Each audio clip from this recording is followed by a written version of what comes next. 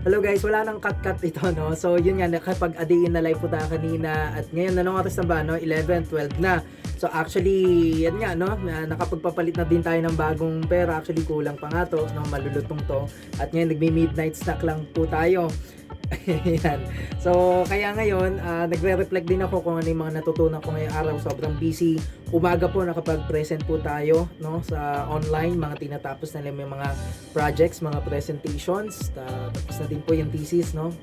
Prototype na lang, online presentation din.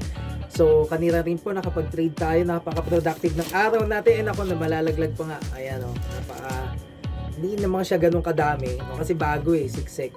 So, may dadagdag pa tayo dito. But yun, anyways, no, nakapag-grade din tayo. Pagod, pero at least productive pa rin yung araw po natin. So, kaya yun, keep it up lang sa atin and Merry Christmas po sa inyong lahat, no? Tuloy-tuloy lang. Let's go, guys!